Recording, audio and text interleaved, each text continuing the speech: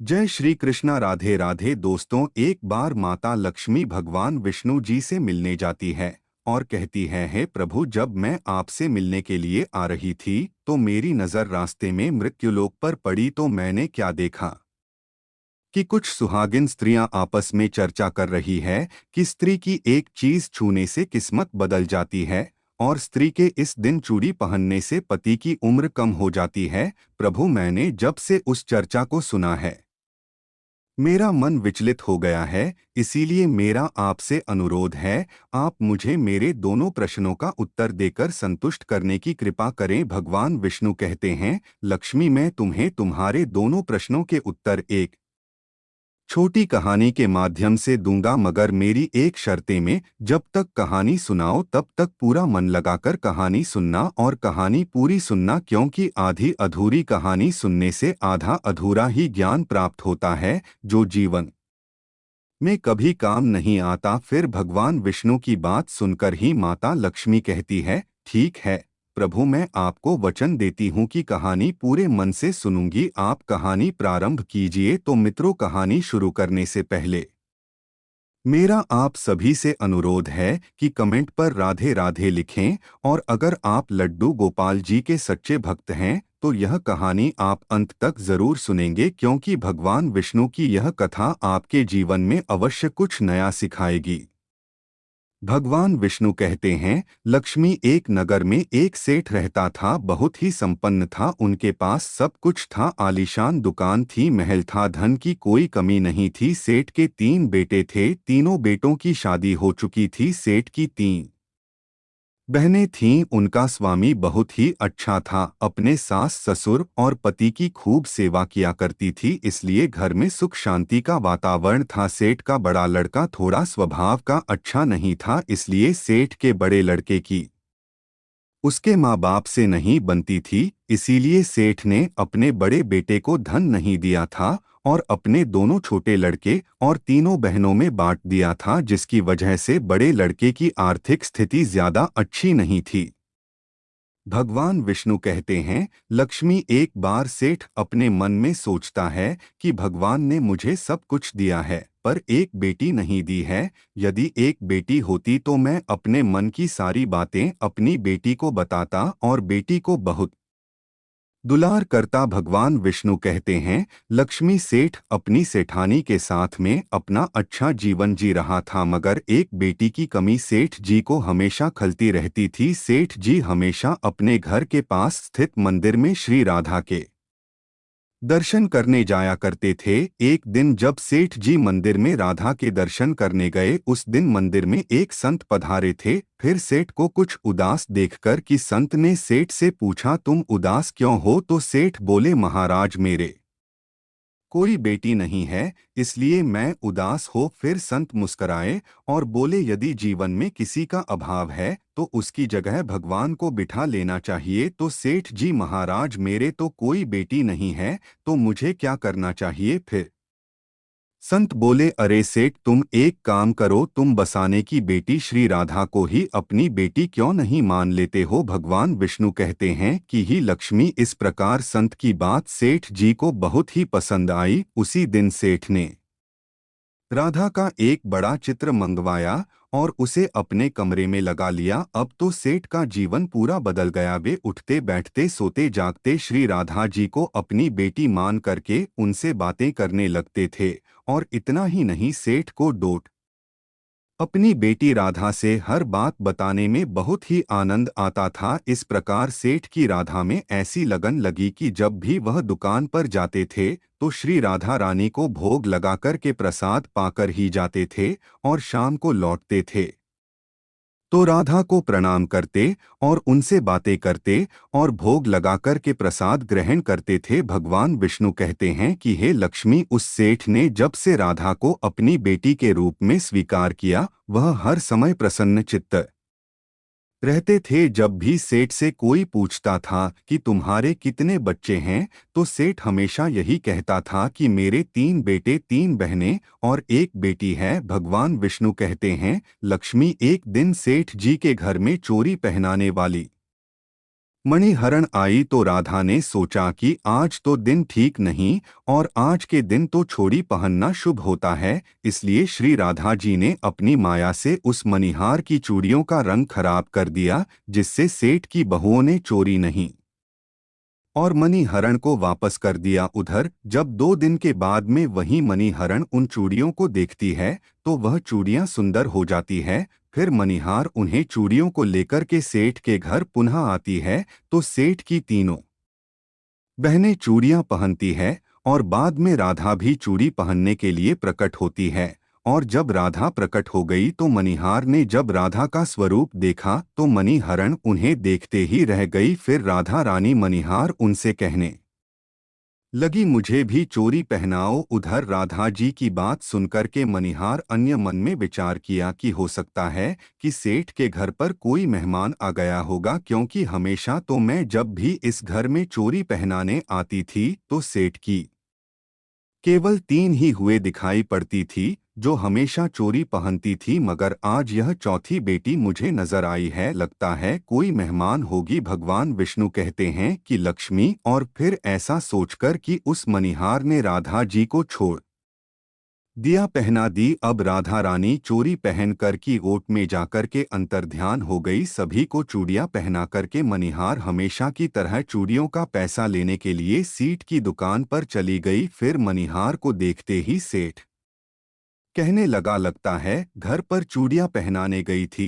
तुम, हमारी तीनों बहुओं को चूड़ियां पहनाकर आई और ये लो अपने पैसे। मैं तुम्हें देखकर ही समझ गया कि तुम दुकान पर पैसे लेने के लिए आई हो। और फिर सेठ ने मणिहारी को हर बार की तरह जितने पैसे देते थे उतने ही पैसे निकाल कर दे दिए। तो तुमने हरण कहने लगी, सेठ जी इस बार मैंने 3 जनों को नहीं बल्कि 4 जनों को छुरियां पहनाई है, इसलिए इस बार मैं ज्यादा पैसे लूंगी। भगवान विष्णु कहते हैं, हे लक्ष्मी। मणिहार की बात को सुनकर के सेठ कहने लगे, हमारे घर में 3 वर्गों के अलावा चौथी तो कोई है नहीं, फिर तुमने चोरी की से पहनाई। तो मणिहारी कहने लगी, सेठ मैं नहीं जानती, लेकिन मैं तो सिर्फ इतना जानती हूँ कि मैंने तो चारों को छोड़ी पहनाई है।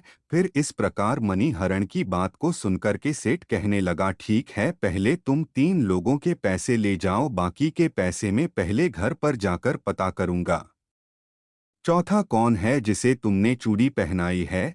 पहले मैं घर पर जाकर पता करूंगा, उसके बाद तुम्हें पैसे दूंगा। मणिहार हरण बोली, ठीक है सेठ जी, पहले आप घर पर पता कीजिए, उसके बाद मुझे मेरे पैसे दे देना। और ऐसा कहकर कि वह मणिहरण सेठ की दुकान से चली गई। भगवान विष्णु कहते हैं कि हे लक्ष्मी, शाम को सेठ जी जब घर पर पहुंचे उन्होंने घर में मणिहरण के बारे में पूछा। उनकी बहू ने कहा कि केवल हम तीनों ने ही चूड़ियां पहनी थी। तो सेठ कहने लगा कि यही बात तो मैंने मणिहार को काफी देर तक समझाई कि हमारे घर में केवल 3 ही जिन्हें हैं, चौथा कोई नहीं है जिसे तुमने चूड़ियां पहनाई है। मगर वो मणिहार यह बात मानने के लिए तैयार नहीं थी और बार बार उसका यही कहना था कि मैंने 4 जनों को छू दिया पहनाई है। भगवान विष्णु कहते हैं, लक्ष्मी इस प्रकार से सारी बात भूल गया और अपने नित्य काम में लग गया। सेठ राधा राधा बोलते बोलते श्री राधा जी को प्रसाद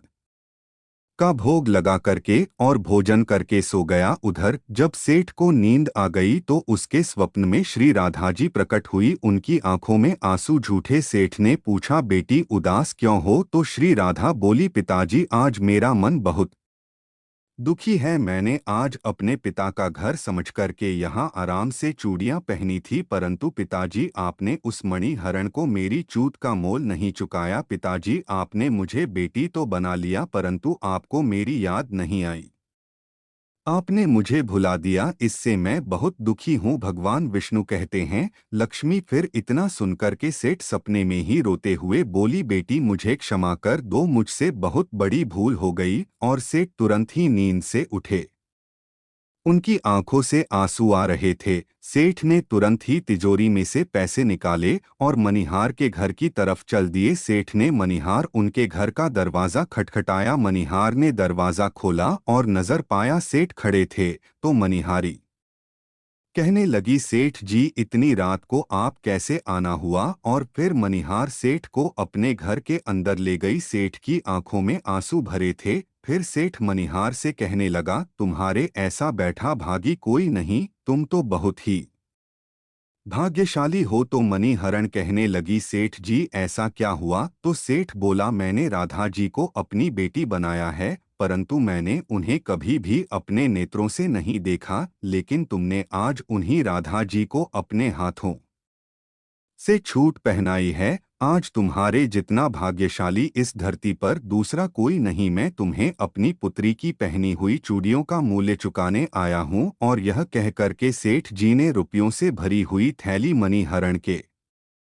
सामने रख दी और कहा, इसमें से जो भी लेना है ले लो। भगवान विष्णु कहते हैं कि लक्ष्मी जब मनिहार ने सुना कि सोए राधा जी उसे छूट दिया पहनने आई थी, तुमने हरण की आंखों में भी आंसुओं की धारा बह निकली। और मनिहार बोली, सेठ जी मैं राधा रानी की चूड़ियों के पैसे कैसे ले सकती हूँ? ऐसा सौभाग्य किसे मिलता है जो मुझे मिला, और मैंने राधा को अपने हाथों से चूड़ियाँ पहनाई। मैं आपसे बिटिया राधा की चोटियों के पैसे कभी भी नहीं लूंगी। भगवान विष्णु कहते हैं, लक्ष्मी परंतु सेठ नहीं माने। सेठ जी ने रुपयों से भरी हुई थैली मनिहार उनके घर पर रखी और वहां से सीधे घर आए और अपनी पत्नी को लेकर के श्री राधा जी के मंदिर में चले गए।